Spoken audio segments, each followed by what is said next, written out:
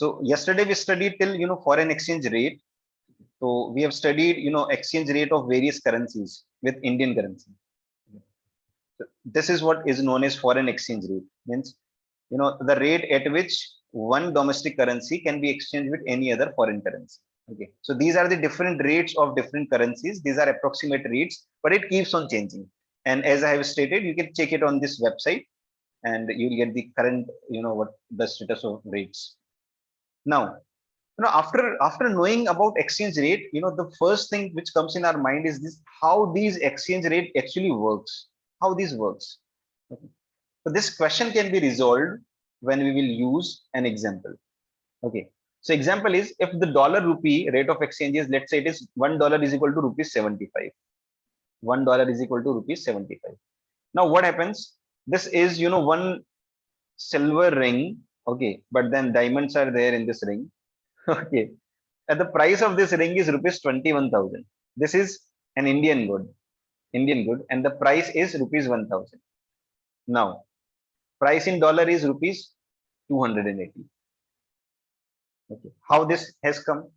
How this has come? We have divided this 21,000 by 75, and we got this value 280. It's simple. So if any Indian good is there, if we divide it by 75, we will get its price in dollars. So suppose an American wants to import this Indian good, this ring, then how much dollar he has to pay? So he has to pay dollar 280 at exchange rate $1 is equal to 75. Now similarly, there is a laptop. Now this laptop is an American good, and the price of this laptop is $800. Now if an Indian wants to import this laptop, then what will be the price in Indian rupees? So what we have to do? Tell me. What can we do? Multiply by 75. Very good. Multiplied by 75. So when we multiply, we'll get the value as 60,000. So now it's very simple. If Americans wants to buy Indian good, then we have to divide rupees through this exchange rate, and we'll get the value in dollar. And if Indian wants something, then we have to multiply with dollars, and we will get it in Indian rupees. Okay. Now this is a little exercise for you, and the exercise is the same thing. If this dollar rupee exchange rate is 75, and Indian good is rupees, you can count the zero. Okay. Now you'll have to tell me how much how much dollar an American requires if he wants to buy this Indian good. Calculate and tell me in the chat box. Reply me in the chat box.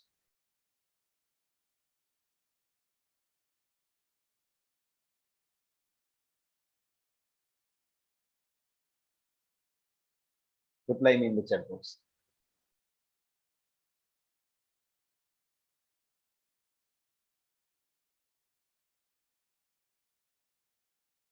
Very good. Very good.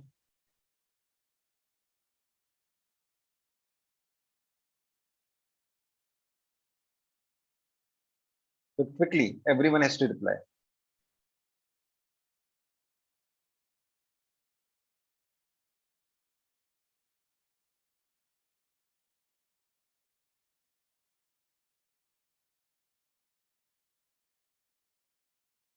Very good.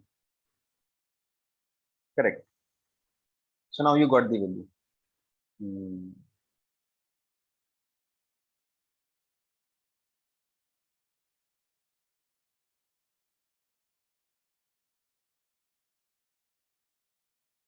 Okay. So what we have to do is simply, this is in Indian rupees, and if you want to convert it into US dollar, what we have to do? Similarly, this is an American good. There is a car. Now the price of this car is $10,000. Now इसको अगर Indian rupees में convert करना है तो क्या करेंगे?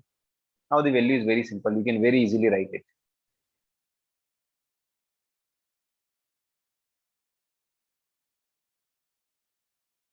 Very good.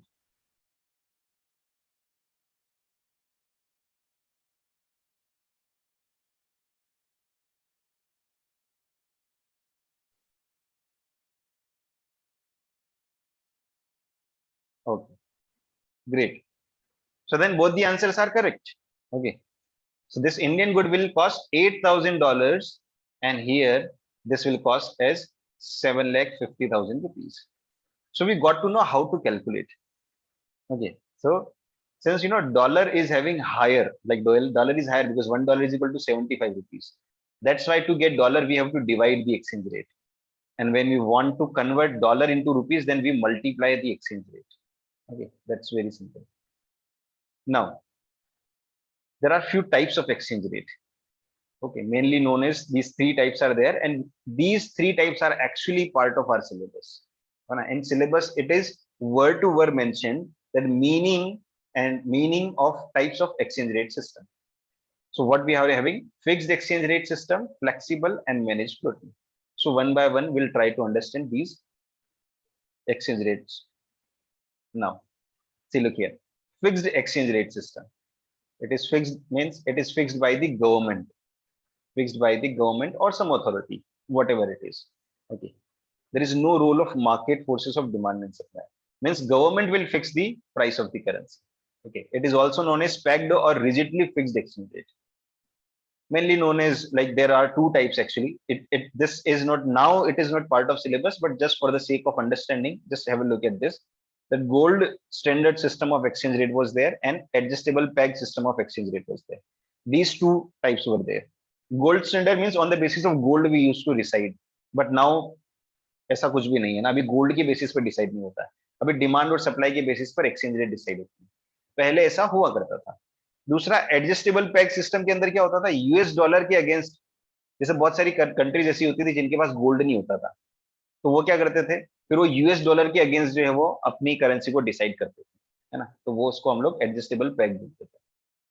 ये देखो, जैसे गोल्ड में value of currency, her currency की वैल्यू जो है वो गोल्ड के टर्म्स में डिसाइड की जाती है, और उसके बाद में फिर वो एक्सचेंज होती थी. जैसे देखो एग्जांपल के लिए, 1 ग्राम, एक डॉलर के अंदर 10 ग्राम गोल्ड आता है, ठीक है, और दूसरी तरफ 1 रुपए में 2 ग्राम गोल्ड आता है, ठीक है, तो दोनों तरफ गोल्ड है, dollar to gold and rupee to gold.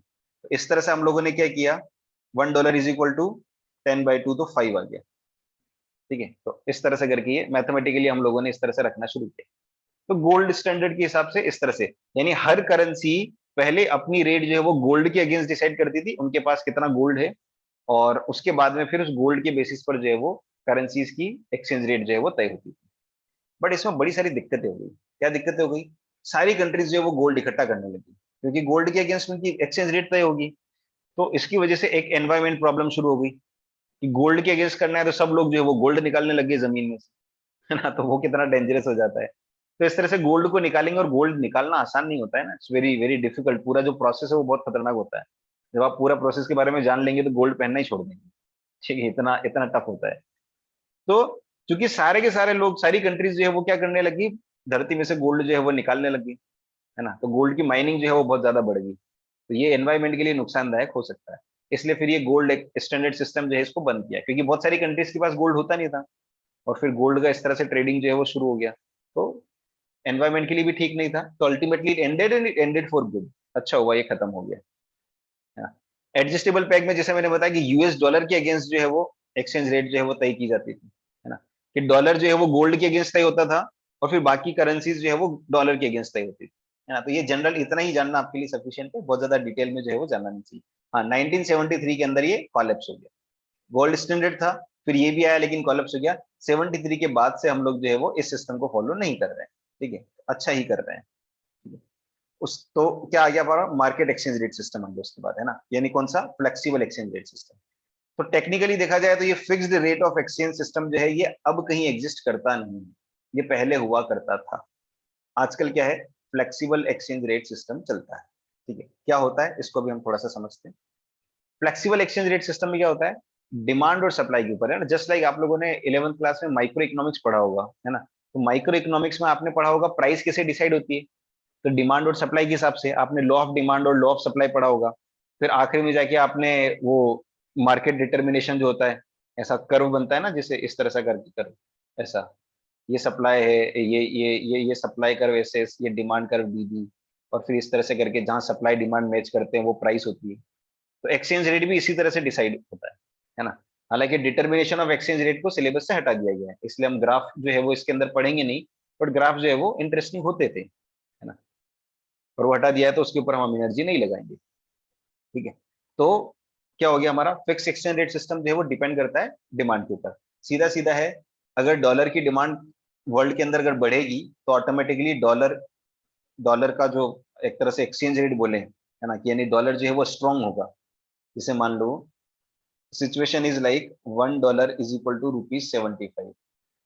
अब पूरी दुनिया के अंदर अगर डॉलर की डिमांड बढ़ेगी तो क्या चीज हो जाएगा, $1 इज इक्वल टू ₹80, यानी डॉलर महंगा हो जाएगा।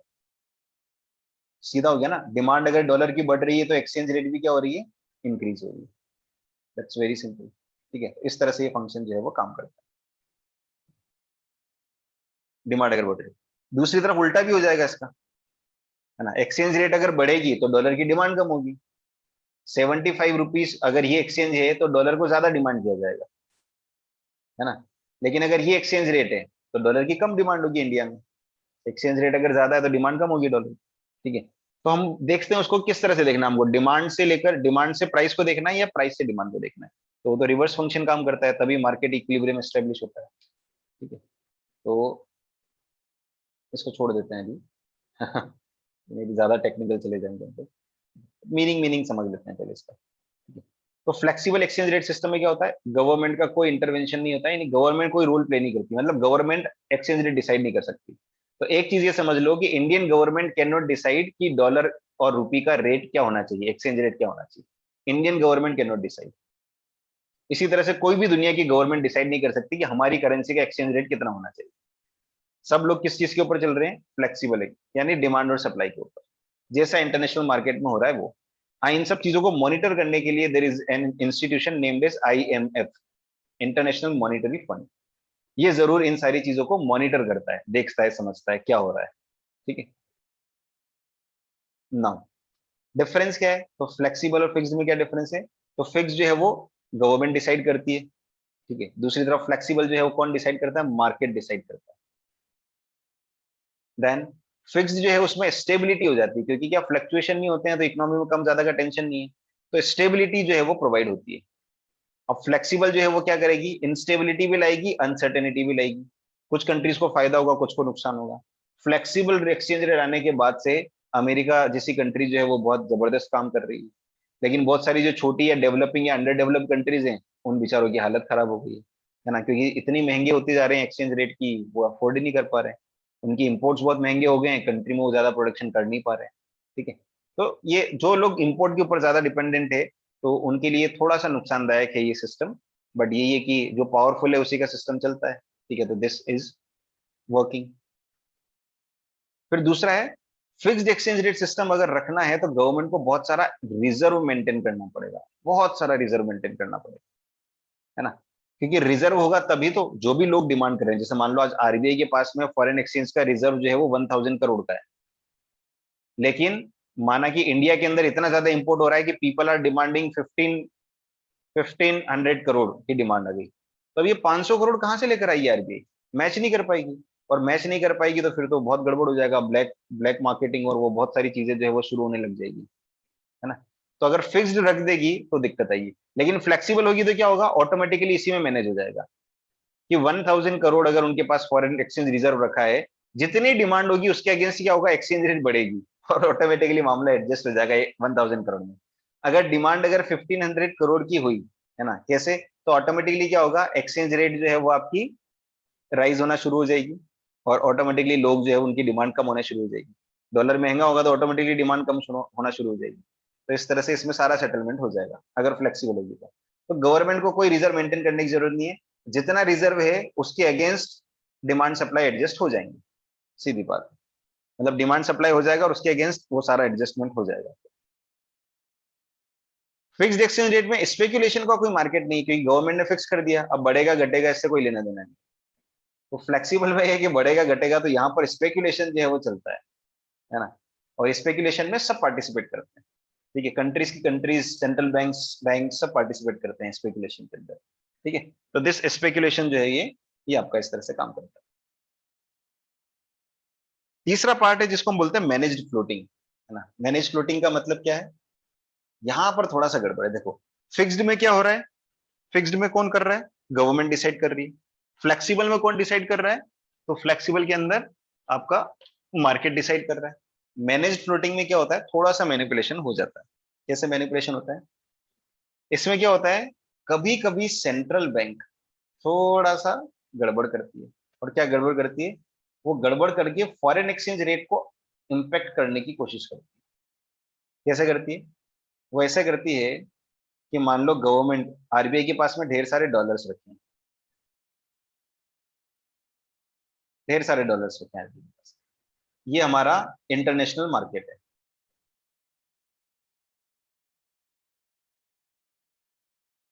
ये हमारा इंटरनेशनल मार्केट। इंटरनेशनल मार्केट में मान लो ऐसा चल रहा है, $1 इज इक्वल टू ₹75। आरबीआई को लगता है यार कि 75 ज्यादा हो रहा है, थोड़ा इसको कम करना है। तो आरबीआई क्या करती है, यहाँ से डॉलर बेचना शुरू करती है, और वो डॉलर को क्या करती है, इंटरनेशनल मार्केट में इंजेक्ट करती है। डॉलर इंजेक्ट करने से क्या होगा, डॉलर की सप्लाई इंक्रीज हो जाएगी, और डॉलर की सप्लाई इंक्रीज होगी तो उसकी वजह से क्या होगा, डॉलर की प्राइस ऑटोमेटिकली डाउन हो जाएगी। तो $1 ₹75 से ₹74 हो जाएगा। तो इस तरह से आरबीआई क्या कर सकती है, डॉलर की प्राइस को अफेक्ट कर सकती है। ठीक है, तो इस तरह से अगर प्लान्ड सेल अगर करे आरबीआई, तो वो डॉलर की जो ये चल रहा है, डॉलर जो है वो इसको थोड़ा सा हिला सकती है। ठीक है, ये किया जा सकता है, लेकिन ये बहुत अच्छी बात मानी नहीं जाती है ना। अब इसको आरबीआई क्यों कर रहा है, क्योंकि उसको लगता है कि बहुत स्पीड से अगर ये एक्सचेंज रेट बढ़ रही है तो वो भी नहीं होना चाहिए। तो इसको थोड़ा सा स्टेबलाइज करने के लिए आरबीआई इस तरह का डिसीजन जो है वो ले सकता है। ठीक है, so that can be done, ऐसा जो है वो किया जा सकता है। हाँ बोलो गौरव। सर ऐसे तो सारी जितनी भी सेंट्रल बैंक है वर्ल्ड में सभी डॉलर को इंजेक्ट कर दो ना, डॉलर की अभी प्राइस बिल्कुल खत्म। बट डॉलर से ऐसी दुश्मनी रखनी क्यों है, डॉलर से ऐसी दुश्मनी रखनी क्यों है, ये बताओ मुझे तो पहले, क्यों रखनी है ऐसी दुश्मनी, है ना। इसके अपने अपने फायदे और अपने अपने नुकसान हैं, समझ रहे हो ना। इसको बढ़ाना भी नुकसानदायक है, घटाना भी नुकसानदायक है, कभी कभी इसको बढ़ाना भी पड़ता है, घटाना भी पड़ता है, इकोनॉमिक सिचुएशन के हिसाब से काम करना पड़ता है। ठीक है, तो कुल मिला के यहाँ हम बात कर रहे हैं कि ऐसी पॉसिबिलिटी है। हमने ये नहीं बोला केवल सेल, इसमें परचेज भी हो सकती है। हमको ऐसा लगता है कि डॉलर जो है बहुत नीचे चला गया है, डॉलर की प्राइस को बढ़ना चाहिए, डॉलर महंगा होना चाहिए। क्यों महंगा होना चाहिए, हमारा इंपोर्ट ज्यादा हो रहा है, इंपोर्ट के ऊपर रिस्ट्रिक्शन लगाने हैं, तो डॉलर को महंगा करना है। तो डॉलर को महंगा करना होता है तो हम डॉलर को खरीदने लग जाते हैं उल्टा। तो डॉलर का क्या होता है, यहाँ पे शॉर्टेज हो जाती है, शॉर्टेज होती है तो ऑटोमेटिकली डॉलर की रेट क्या होने लग जाएगी, आपकी ये प्राइस जो है वो क्या होने लग जाएगी, बढ़ने लग जाएगी। सर अब ये अगर ये किया जा सकता है। डॉलर और सर डॉलर और इंडियन की जो वैल्यू है ना, अगर उसको हम्म, चाहे तो धीरे धीरे डिक्रीज कर सकते हैं क्या? तब तो देखो कोई इफेक्ट नहीं आएगा ना इतना, मतलब। हम हम कुछ नहीं कर सकते, इसको समझना, इसका मतलब है ना, अभी पूरा ये पार्ट कंप्लीट नहीं हुआ है, इसलिए आपकी क्वेश्चन ज्यादा है, पहले इस पूरे पार्ट को कंप्लीट करने दो। ठीक है, ये जो एक्सचेंज रेट है ये इंटरनेशनल मार्केट में डिसाइड होगी, पहली बात ये।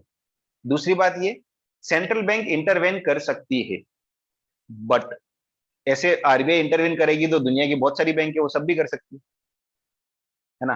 तो इंटरवेन कर सकती है, बट करती नहीं है, क्योंकि करने के लिए क्या करना पड़ेगा उनको, उनको करने के लिए एक तो परमिशन लेनी पड़ेगी। किसकी परमिशन, आईएमएफ की।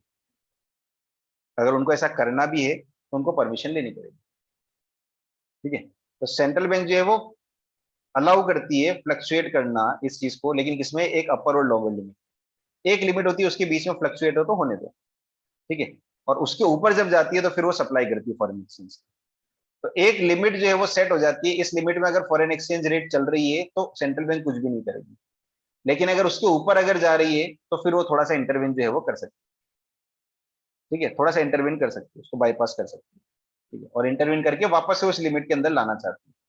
तो ये लिमिट जो है इसको मेंटेन करना जरूरी है, क्योंकि ये लिमिट जो है वो क्या करेगी, आपका स्टेबिलिटी जो है वो लेकर आती है। ठीक है, so that has to be ensured, ये करना बहुत ज्यादा जरूरी है। तो कभी वो खरीदेगी, कभी वो बेचेगी, ये दोनों चीजें चलेगी। इसको हम लोग बोलते हैं मैनेज फ्लोटिंग। कैसे वर्किंग है मैनेज फ्लोटिंग की, इसको देख लो एक बार। एक्सचेंज रेट चल रहा है, मान लो $1 बराबर ₹65, अपर लिमिट है 70 और लोअर लिमिट है 60।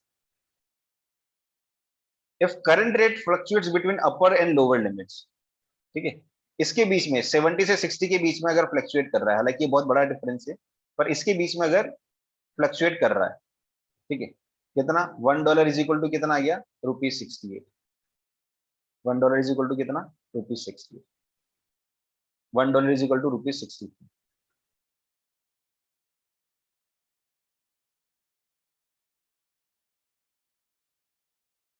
ठीक है, अगर ये चल रहा है तो सेंट्रल बैंक बिल्कुल इंटरवेंशन नहीं करेगी। 76 इस लिमिट के बीच में चल रहा है तो सेंट्रल बैंक इंटरवेंशन नहीं करेगी। क्यों नहीं करेगी, सब मामला ठीक चल रहा है।